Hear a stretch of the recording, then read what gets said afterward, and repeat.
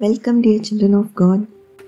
லைஃப்பில் போராட்டம் வரும்போது எமோஷ்னலாக லோன்லியாக ஃபீல் பண்ணுறப்போ இல்லை பிரச்சனைகளின் மத்தியில் போய்கிட்டு இருக்கப்போ மைண்டில் உண்டாகிற பிரச்சனைகள் இருக்கும்போது இத்தனை பேர் நிறையா நான் பிலீவர்ஸ் இல்லை பிலீவர்ஸ் காடுக்கு என்னோடய பெயின்லாம் புரியுதா இல்லையா, ஆண்டவர் என்னை பார்க்குறாரா இல்லையான்னு கேள்வி கேட்டிருக்கோம்.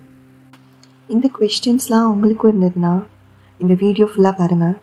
இந்த வீடியோ முடிகிறப்ப இது எல்லாத்துக்கும் பதில் கிடைக்கும். தேவனுக்கே மகிமை உண்டாவதாக.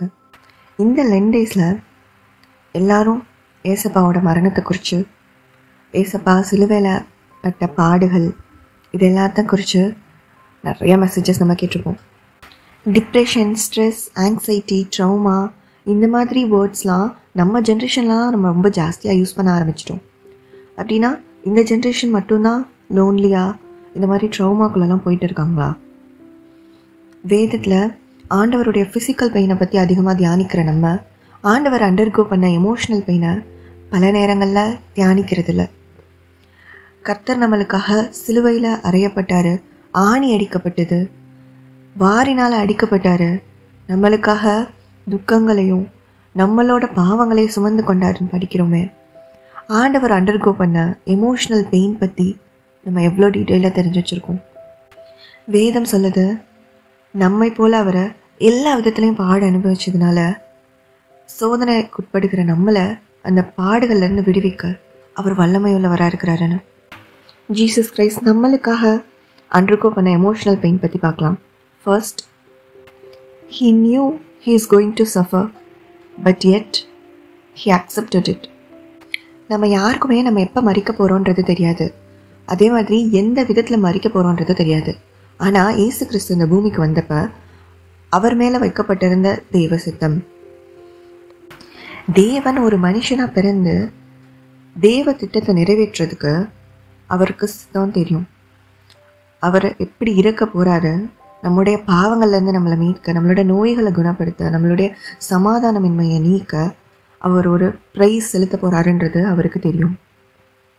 அவர் எந்த டேட்டில், எந்த டைமில், எந்த விதத்தில் பாடு அனுபவித்து நம்மளுக்காக சிலுவையில் மறிக்க போகிறாருங்கிறத தெரிஞ்சு ஆண்டவர் இதை எக்ஸிக்யூட் பண்ணியிருக்காரு.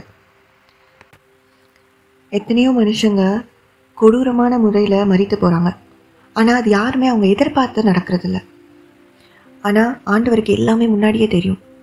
இன்னும் கொஞ்ச நாளில் ஆண்டவர் அவங்களோட சிஷ்யர்கள்கிட்ட பேசிக்கிட்டே இருக்காரு. இன்னும் கொஞ்ச நாளில் தெய்வத்திட்டம் நிறைவேற போடுது, நான் மறித்து உயிர் தள்ள போகிறேன் அப்படின்னு அவர் மேலே வச்சிருக்கிற தெய்வ திட்டத்தை கொண்டு அவர் பேசிக்கிட்டே இருக்கார். அப்போ அவரோட மனதில் அது இருந்துக்கிட்டே இருந்திருக்கோம்ல, அதையும் வச்சுட்டு நம்ம இப்போ ஒரு குட்டி வாரம் நம்மளை அழுத்திடுச்சுன்னா அதனால நம்ம சோர்ந்து போயிடுறோம், நம்மளோட காரியங்களை நம்மளால் செய்ய முடியாமல் போகுது. ஆனால் ஆண்டவர் அது எல்லாம் தெரிஞ்சும் பல பேரை குணப்படுத்துகிறாரு, பல ஊர்களுக்கு போய் பிரசங்கம் பண்ணுறாரு, நடந்து கொண்டு அவருடைய வேலையை செஞ்சு கொண்டே இருக்காரு. ஸோ அவர் என்ன ஒரு எமோஷ்னல் பெயினில் இதெல்லாம் தெரிஞ்சு ட்ராவல் பண்ணியிருப்பாரு. Let's just meditate about it. ஒரு மனுஷங்க எவ்வளோ நாளில் சாக போகிறாங்க, எவ்வளோ கொடூரமாக அவங்களோட சாக இருக்க போகுதுன்னு தெரிஞ்சால் யாரால நிம்மதியாக இருக்க முடியும்? அந்த டேலேருந்து அவங்களோட மைண்ட் எப்படி இருக்கும், அவங்களோட பாடி எப்படி அதுக்கு ரியாக்ட் பண்ணும்? Jesus Christ has undergone such kind of pain for you and me. Second emotional pain, loneliness. ஆண்டவர் எல்லாராலையும் தள்ளப்பட்ட, ஒதுக்கப்பட்ட ஒரு நிலைமை. நம்மள பல பேரை லோன்லினஸ்னால ஃபீல் பண்ணியிருப்போம். நம்ம தனியாக இருக்கிறதுனால மட்டும் இல்லை, ஒரு கூட்டத்துக்குள்ளே இருந்தால் கூட நம்ம ஏதோ தனியாக விடப்பட்ட மாதிரி ஒரு ஃபீல் இருந்திருக்கும். வி எஸ் அ ஹியூமன் நம்ம லோன்லியாக ஃபீல் பண்ணும்போது நம்ம என்ன பண்ணுவோம், அந்த டைமில் தான் நம்ம கடவுளை தேடுவோம்ல. ஆனால் ஜீசஸ்க்கு அந்த டைமில் அவர் லோன்லியாக விடப்பட்டது மனுஷங்களால் மட்டும் இல்லை. அதை பற்றி டீட்டெயிலாக இன்னும் கொஞ்சம் நேரத்தில் பார்க்கலாம். நம்ம சில நேரம் லோன்லியாக ஃபீல் பண்ணுறதை யாருமே புரிஞ்சிக்க முடியாது அப்படின்னு நினைக்கக்கூடாது. கண்டிப்பாக இயேசு கிறிஸ்துக்கு புரியும். கெத்செமனே தோட்டத்தில் யாக்கோபு, யோவான், பேதுரு 3 பேரையும் ஆண்டவர் தனியாக கூட்டிகிட்டு போயிட்டு எனக்காக கொஞ்சம் நேரம் என் கூட முழிச்சிருங்கன்னு சொல்கிறாரு. சொல்லிவிட்டு ஆண்டவர் தனியாக போய் ப்ரேயர் பண்ணுறாரு.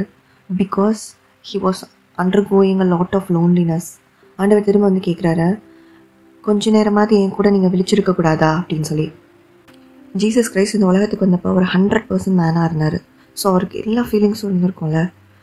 ஆண்டவர் எவ்வளோ ஒரு தனிமையான ஒரு நிலைமையில் இருந்து அந்த வார்த்தைகளை பேசியிருப்பார். Third pain, sense of failure. ஒரு ஃபெயிலான ஒரு ஃபீல். இயேசு கிறிஸ்துக்கு தெரியும் நம்ம தேவ திட்டத்தை நிறைவேற்ற போகிறோம், பிளான் பண்ணதெல்லாம் எக்ஸிக்யூட் ஆக போகுதுன்னு. ஆனால் கூட அவர் உலகத்தில் இருக்கிறாரு. நம்ம இப்போ சொல்கிறோம்ல, நான் ஸ்பிரிச்சுவலி ஆண்டவர் எனக்கு வச்சிருக்கிற திட்டம் எனக்கு புரியுது, ஆண்டவருடைய சித்தம் புரியுது, ஆனால் இன்னும் எனக்கு ஆசீர்வாதம் கிடைக்கல, இன்னும் என்னால் அந்த காத்திருக்க முடியல, அந்த பேஷன்ஸ் பீரியட் இருக்குல்ல. ஸோ அதை தான் ஜீசஸ் அப்போ ப்ரூவ் பண்ணிகிட்டு இருந்தார். இந்த உலக பிரகாரமான லௌகிக கவலைகள், லௌகிக இச்சைகள், ஆசீர்வாதங்கள் இதெல்லாம் நம்மளை இழுக்குது, நம்மளை ஆண்டவரை விட்டு பிரிக்குதுன்னு சொல்கிறோம்ல. ஜீசஸ் எவ்வளோ பாப்புலர் ஆகியிருக்காரு, எவ்வளோ பேரை குணப்படுத்தியிருக்கிறாரு, எவ்வளோ பிரசங்கம் பண்ணியிருக்கிறாரு, எவ்வளோ அற்புதங்கள் செஞ்சுருக்காரு, எத்தனையோ ஜனங்கள் அவர் பின்னாடி போயிருக்காங்க. அப்போ அவங்க எல்லாருக்கும் முன்னாடி இப்போ ஆண்டவர் சிலுவையில் அறையப்பட போகிறாரு. அந்த சிந்தை போராட்டம் அவருக்கு எவ்வளவு இருந்திருக்கும். ஜான் காஸ்பல் புக் சொல்லுது, கெத்செமனே தோட்டத்தில் தேவனை பிடிக்க வந்தப்போ ஏசு கிறிஸ்து யார் அந்த ரோமன் சோல்ஜர்ஸ் கேட்குறப்போ ஏசப்பா திரும்பி நான் தான் சொல்கிறாரு. சொன்னப்போ அவங்க எல்லாரும் கீழே விழுந்துட்டாங்க, அவரோட வார்த்தையை கேட்டு கீழே விழுந்துட்டாங்க.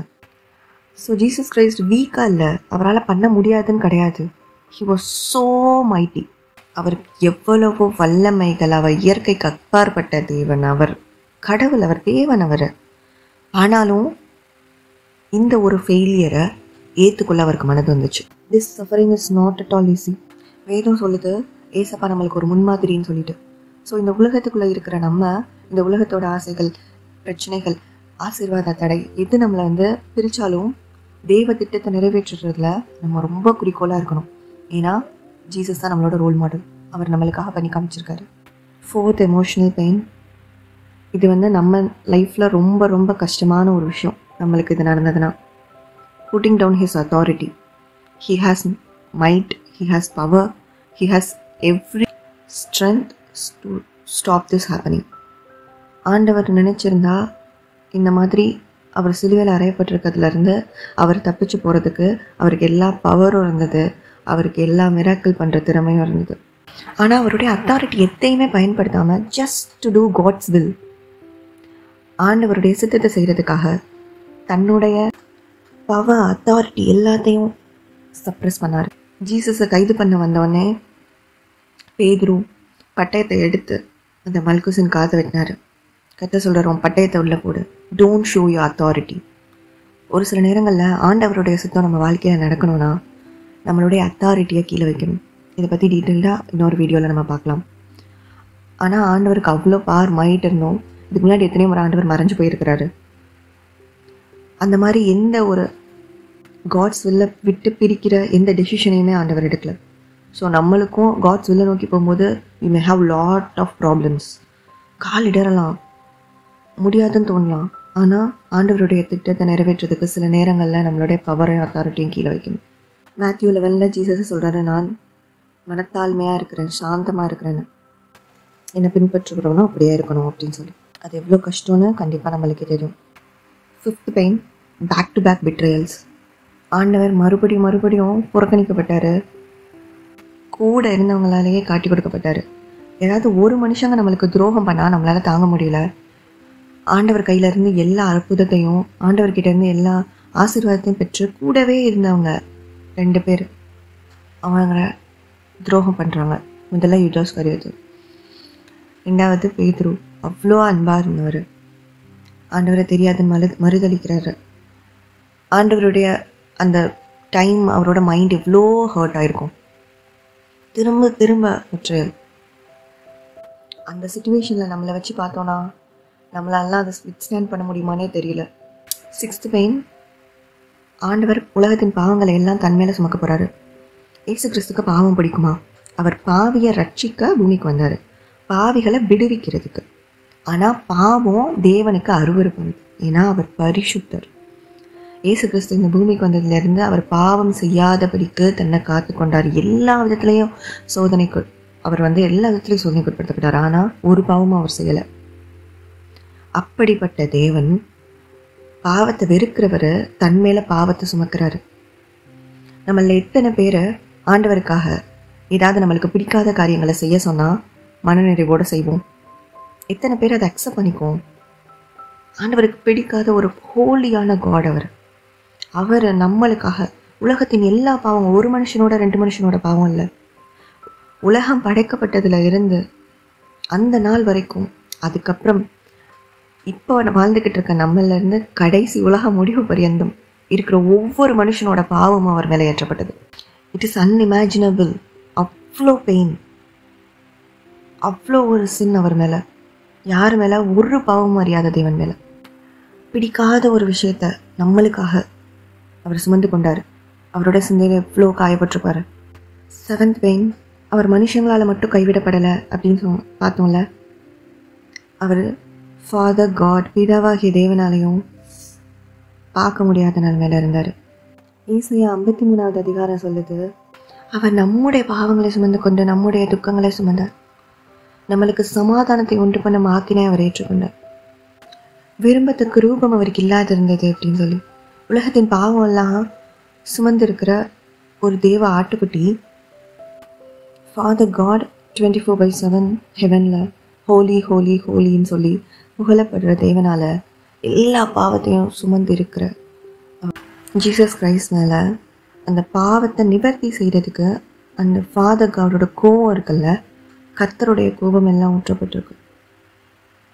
ஸோ மோர் தேன் ஃபிசிக்கல் பெயின், ஏசப்பா சிலுவையில் தொங்கும்போது அவர் உடம்பளவில் மாத்திரம் இல்லை, மனதளவுலையும் பயங்கரமாக பாதிக்கப்பட்டிருந்தார். மத்திய 27வது அதிகாரம் 46வது வசனம் சொல்லுது, அப்போது ஏசப்பா கர்த்தரை நோக்கி, என் தேவனே ஏன் என்னை கைவிட்டேன்னு சொல்கிறார். மனுஷங்களால் புறக்கணிக்கப்பட்ட ஒரு நிலைமையில தேவன் பரிசுத்த கர்த்தர் உலகத்தின் பாவத்தை சுமந்திருக்கிறவர் மேலே கொஞ்ச நேரம் அவருடைய பார்வைப்படாதபடிக்கு அவருடைய பிரசனம் விலகி போயிருக்கும். உலகம் எல்லாம் இருள் அடைஞ்சதுன்னு சொல்கிறாங்க. அப்போ ஏன்? தேவன் தான் சொல்லியிருக்கிறாரு, இயேசு கிறிஸ்து நான் இந்த உலகத்துக்கு ஒளியாக இருக்கிறேன்னு. அந்த ஒளியின் மேலே எல்லா பாவங்களும் சுமத்துக்கிட்டு உலகம் இருள் அடைஞ்சது. மனுஷங்களால் கைவிடப்பட்ட நிலைமையில நம்ம தேவன்கிட்ட தான் ஓடுவோம். ஆனால் அந்த நேரத்தில் தேவனும் நம்மளுக்கு இல்லை அப்படின்னு நம்மளுக்கு தெரிஞ்சுன்னா நம்மளால் வாழவும் முடியாது, மறிக்கவும் முடியாது. அந்த ஒரு நிலைமைக்கு போயிடுவோம்ல. ஸோ அவ்வளோ பெரிய எமோஷ்னல் பெயினையும் ஃபிசிக்கல் பெயினையும் கர்த்தர் நம்மளுடைய ஏசப்பா நம்மளுக்காக தாங்கியிருக்கிறாரு. நம்மளுடைய ஜீவனை மீட்க, நம்மளுடைய ஆத்மாக்கு இளைப்பாறுதல் கிடைக்கிறதுக்காக, நம்மளை பரலோகம் சேர்க்கறதுக்காக இவ்வளோ பெரிய ப்ரைஸை ஆண்டவர் க்ராஸில் நம்மளுக்கு கொடுத்துருக்காரு. It's not at all easy thing. இது எதுவுமே ஈஸியாக வந்ததில்லை. ஆனால் நம்மள இன்றைக்கி பலர் இந்த கிருபை எவ்வளோ பெருசு, இந்த கிருபையை புறக்கணிச்சிட்டு ஓடிக்கிட்டு இருக்கும். ரொம்ப அற்பமான சந்தோஷங்களுக்காக, சிற்றின்பங்களுக்காக, உலகத்தில் நம்மளுக்கு கிடைக்கிற பேர், புகழ், மகிழ்ச்சி, ஆசீர்வாதம்னு எல்லா டெம்ப்ரரி பிளெஸ்ஸிங்ஸ்க்காக நம்ம ஆண்டவரெல்லாம் விட்டு ஓடிட்டு பாவத்துக்குள்ளே விழுந்துக்கிட்டு இருப்போம். எல்லார்கிட்ட இருந்தும் கைவிடப்பட்ட நிலைமையில ஜீசஸ் கிரைஸ்ட் சிலுவையில் அறையப்பட்டவர். ஆனால் கர்த்தர் நம்மளுக்கு என்ன வாக்கு பண்ணியிருக்கிறாரு தெரியுமா? நான் உன்னிட்டு விலகுவதும் இல்லை, உன்னை கைவிடுவதும் இல்லை, உன் தாய் மறந்தால் நான் ஒன்று மறப்பதில்லை. ஸோ நம்மளுக்கு தான் பெயின் இருக்குது, நம்மளுக்கு தான் கஷ்டம் இருக்குது, நம்மளுக்கு கவலை இருக்குது. எத்தனையோ நான் பிலீவர்ஸ் சொல்லி கேட்டிருப்போம்ல, கடவுளுக்கு கண்ணு இருக்கா, கடவுளுக்கு என்னோட கஷ்டத்தெல்லாம் பார்க்குறாரா அப்படின்னு. கர்த்தர் இது எல்லாத்தையும் கோத்ரூ பண்ணியிருக்கிறாரு. நம்மளோட தேவன் இயேசு கிறிஸ்து இது எல்லாத்தின்படி பாடு அனுபவிச்சதுனால நம்மளை இந்த பாடுகள்லேருந்து தப்பி போக அவர் பண்ணுவார். திராணிக்கு மேலே நம்மளை ஒரு நாளும் சோதிக்கப்பட விட மாட்டார். ஆனால் அவர் நம்மளுக்காக பயங்கரமாக சோதிக்கப்பட்டிருக்காரு, ஃபிசிக்கலாகவும் ஸ்பிரிச்சுவலாகவும் மென்டலாகவும். லூக்கால நம்ம வாசிக்கிறோமே, அவரோட வேர்வை ரத்தத்தின் பெருந்துளிகளாய் விழுந்ததுன்னு சொல்லி. அதை பற்றி நம்ம நிறையா பேருக்கு தெரிஞ்சிருக்கலாம். அதை மெடிக்கல் டைமில் ஹெமட்டோடோசிஸ்ன்னு சொல்கிறாங்க. அது related to anxiety and extreme depression அப்படின்னு சொல்லி கூகுளில் போட்டிருக்கு. நீங்கள் கூகுளில் போய் சர்ச் பண்ணி பாருங்கள். அது ஒரு நர்வ் டிஸார்டர் மாதிரி ஸ்டார்ட் ஆகி நம்மளோட ஹார்ட்டோட கனெக்ட் ஆகி, ஸோ இன்டர்னல் பிளட் லீக்கேஜ் ஏற்பட்ட நம்மளோட ஸ்வெட் கிளாண்ட்ஸ்லேருந்து பிளட்டாக கீழே வருது. நம்ம எல்லாருக்குமே தெரியும், நம்ம nerves totally depend upon our brain. நம்மளோட பிரெயின் ஃபங்க்ஷன்ஸ் எல்லாம் கரெக்டாக கொண்டு வர்றது நர்வ்ஸ் தான் இல்லையா? ஸோ ஆண்டவர் எந்த அளவுக்கு ஒரு எமோஷ்னல் பெயின், ட்ரௌமா, ஆங்ஸைட்டி, டிப்ரெஷனில் இருந்திருப்பார். இது எல்லாமே அவர் பண்ணது அவுட் ஆஃப் லவ். நம்ம மேலே வச்சுருக்கிற லவ், மனுஷங்க மேலே ஆண்டவர் வச்சிருக்கிற அந்த அன்பு, அதை வெளிப்படுத்துறதுக்கு. பாவத்தினால மனுஷனுடைய ஆத்மா அழிஞ்சு போகிறது ஆண்டவருக்கு பிடிக்கலை. அதனால அவர் தன்னுடைய ஆத்துமால வியாகுலப்பட்டார். அவர் மிகவும் திகிலடைந்து துக்கமடைய தொடங்கினார். வேதம் போட்டிருக்கு. தேவனோட அன்பு எந்த லெவலில் ரீச் ஆயிருக்கு அப்படின்னா, இப்போ ஒரு வசனம் வாசிக்கிறேன். 1 யோவான் 2வது அதிகாரம் 1வது வசனம். என் பிள்ளைகளே, நீங்கள் பாவம் செய்யாதபடிக்கு இவைகளை உங்களுக்கு எழுதுகிறேன். ஒருவன் பாவம் செய்வானானால் நீதிபரராய் இருக்கிற இயேசு கிறிஸ்து நமக்காக பிதாவின் இடத்தில் பரிந்து பேசுகிறவராய் இருக்கிறார். இதுதான் அன்பினோட உச்ச கட்டம். நம்மளுக்காக இவ்வளோ பாட அனுபவிச்சு சிலுவையில் நம்மளுடைய பாவங்களை ஏற்றுக்கொண்டு நம்மளுடைய துக்கங்களை சுமந்தி சமாதானத்தை உண்டு பண்ணுற ஆக்கினையை ஏற்று தழும்புகளினால ரத்தங்களினால நம்மளை மீட்டு கொண்ட தேவன் இன்னும் நம்மளுக்காக பரிந்து பேசுகிறாராம். நம்ம ஒரு சில மனுஷங்களுக்கு ஹெல்ப் பண்ணி அவங்க நம்மளுக்கு துரோகம் பண்ணிட்டோ இல்லை நன்றி மறந்தோ போயிட்டாங்களா, நம்மளால அவங்கள மன்னிக்க முடியுமா? ஆனால் நம்ம கர்த்தர் இன்னைக்கும் உங்களையும் என்னையும் மன்னிச்சுக்கிட்டு இருக்காரு. His love is unimaginable. It is at peak, the peakest form of love. God is the epitome of love. But இவ்வளோ பாட அனுபவிச்சு நம்மளுக்காக இவ்வளோ பெரிய ப்ரைஸ் செலுத்தி இந்த ரட்சிப்பை நம்மளுக்கு பெற்றுக் கொடுத்த தேவனை நம்ம எந்த லெவலில் நம்ம லைஃப்பில் வச்சுருக்கோம்? We have to be forever grateful to him. அவருக்கு காலமெல்லாம் நன்றி உள்ளவங்களா உண்மையுள்ளவங்களா வாழணும் நம்ம. ஸோ நம்மளோட பெயின் நம்மளுடைய கஷ்டங்கள் எல்லாத்தையும் ஆண்டவரால் உணர்ந்து கொள்ளவும் முடியும். அதுலேருந்து நம்மளை தூக்கி எடுக்கவும் முடியும். He could totally understand us. நம்ம எந்த நிலைமையில போய்கிட்டு இருக்கோம், நம்மளுடைய தனிமை, சோழ்வு, தவிப்புகள், ஏமாற்றங்கள், நம்மளுக்கு செய்யப்பட்ட துரோகங்கள், நம்மளுக்கு இன்னும் ஆசீர்வாதம் கிடைக்காம இருக்கிறதுனால நம்ம மற்ற மனுஷங்களால படுகிற ஒவ்வொரு அவமானங்களையும் வெக்கங்களையும் ஆண்டவர் அறிஞ்சிருக்கிறாரு. அவர் உணர்ந்தும் இருக்கிறாரு. ஸோ அவரால் நம்மளை மீட்க முடியும். அவரால் நம்மளுக்கு நல்ல வாழ்வு கொடுக்க முடியும். அவருடைய சித்தம் நிறைவேற வரைக்கும் பொறுத்திருப்போம். எரேமியா 29வது அதிகாரம் 11வது வசனம் சொல்லத்துல, நீங்கள் எதிர்பார்த்திருக்க முடிவை உங்களுக்கு கொடுக்கும்படிக்கு நான் உங்கள் பேரில் அறிந்திருக்கிற நினைவுகளை அறிவேன். அவை தீமைக்கல்ல சமாதானத்துக்கான நினைவுகளேன்னு கர்த்தர் சொல்லியிருக்கிறாரு. ஸோ ஆண்டவருடைய திட்டம் நிறைவேற வரைக்கும் நம்மளுடைய பாடுகள் கஷ்டங்கள் எல்லாம் இருந்தால் ஆண்டவர் அதுலேருந்து நம்மளை மீட்டு கொண்டு வருவார். ஆண்டவரால் அதை புரிஞ்சுக்க முடியும். ஆண்டவரால் ஒத்தாசை அனுப்பி நம்மளை விடுவிக்கவும் முடியும். வானத்தையும் பூமியும் படைத்த தேவன் நம்முடைய தேவன். அன்பான பிரதர்ஸ் அண்ட் சிஸ்டர்ஸ், நீங்கள் யாராச்சும் இப்போ இந்த வீடியோவை இன்னும் ஏசு கிறிஸ்துக்கிட்ட உங்களோட வாழ்க்கையை ஒப்பு கொடுக்காம இல்லை நான் பிலீவராக இருந்து பார்த்துக்கிட்டு இருந்தீங்கன்னா, ஆண்டவர் ஒவ்வொருத்தவங்களுக்காக ரத்தம் சிந்தியிருக்கிறாரு. ஏசு கிறிஸ்துவனுடைய ரத்தம் விலையேற பெற்றது. அதுதான் நம்மளுக்கு மீட்பையும் நித்திய ஜீவனையும் கொடுக்க போகுது. ஏசு கிறிஸ்துவ மேலே விசுவாசம் வச்சு உங்களுடைய பாவங்களை எல்லாம் அறிக்கையிட்டு அவருடைய பரிசுத்த ரத்தத்தினால கழுவப்பட்டு ஏசு கிறிஸ்துவை நான் உங்களை என்னோட சொந்த ரட்சகராக ஏற்றுக்கொள்ளுறேன்னு நீங்கள் சொல்லுவீங்கன்னா உங்களுடைய வாழ்க்கையை மாற்ற தேவனால் முடியும். கர்த்தர் உங்களோட வாழ்க்கைக்குள்ளே வந்துட்டார்னா உங்களுடைய வாழ்க்கை அழகாக மாறும். நானே வழியும் சத்தியமும் ஜீவனுமாக இருக்கிறேன்னு சொல்லியிருக்கிறாரு. ஜீவன் உண்டாகிறதுக்கு ஒரே வழி இயேசு கிறிஸ்து தான். கர்த்தரை நம்புங்க. உங்களை உயர்ந்த அடைக்கலத்தில் வைத்து உங்கள் தலையை உயர்த்துவார். இந்த வீடியோ மூலமாக ஆண்டவர் நம்மளுக்காகப்பட்ட எமோஷனல் பிரயாசங்களை பற்றி பார்த்தோம். இந்த வீடியோ மூலமாக ஆண்டவர் அவங்களோட பேசியிருந்தாருன்னா கமெண்ட்டில் சொல்லுங்கள். கர்த்தர் நல்லவர், அவர் கிருபை என்றும் உள்ளது. God bless you all.